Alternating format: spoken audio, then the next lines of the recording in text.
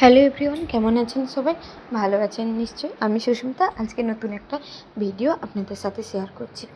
তো আজকে সকালবেলাটা তিথি আর ওর বাবা যাচ্ছে ওদের স্কুলে, কেননা ওখান থেকে আজকে দেবে ওদের বুকস আর ড্রেস, সেই জন্য ওরা গিয়েছিল।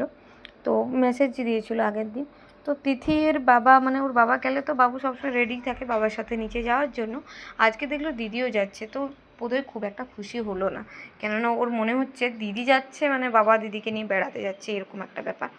কেননা তিথি যখন আজকে জামা পরছিল, আমি দেখলাম বাবুও কিন্তু জামা নিয়ে এসছে পরবে বলে, মানে ওইটুকু বুঝতে পারে ও।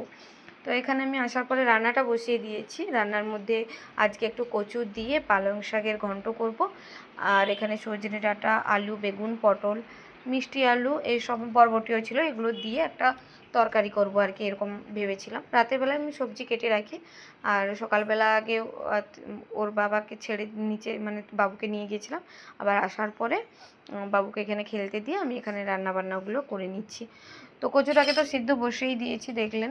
তারপরে দিলাম সবজিগুলোর মধ্যে, আমি সজনেটাকে আগে ভেজে নিই, তারপরে বাকি সবজিগুলোকে ওই তেলেই ভেজে নিয়েছি। তারপরে কচুর ঘন্টটা, আর এখানে দেখছিলাম বাবু কি করছে, তো দেখলাম ও খেলা করছে।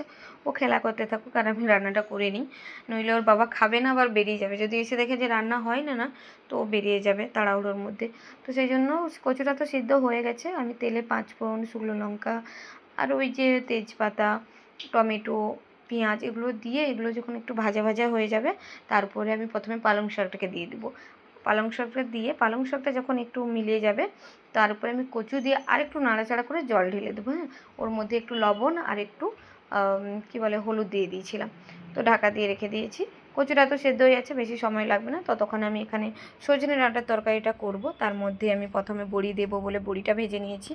তারপরে ওই তেলেই একটু 5 ফোড়ন, আর একটু শুকনো লঙ্কা, গোটা শুকনো লঙ্কা, আর ছিল একটু তেজপাতা দিয়ে পেঁয়াজ, আদা, টমেটো, পোস্ত, কাজু বাদাম, এগুলোকে না একসাথে বেটে নিয়েছি মিক্সিতে, খুব ভালোভাবে একটা পেস্ট বানিয়ে নিয়েছি। এবার তেলের মধ্যে ওটাই আমি দিয়ে দিলাম। তার সাথে অবশ্যই দিলাম লবণ, হলুদ, লঙ্কা গুঁড়ো, সব দিয়ে তারপরে একটু ভালোভাবে যখন কষানো হচ্ছে, সবজিগুলোও ওর মধ্যে আমি দিয়ে দিয়েছি। হ্যাঁ, দিয়ে ওই যে মানে একটু জল দিয়ে দিয়েছিলাম, দিয়ে একটু ফুটিয়েতে নাম করে নিয়েছি, মাখাভাবে নাম করে নিয়েছি।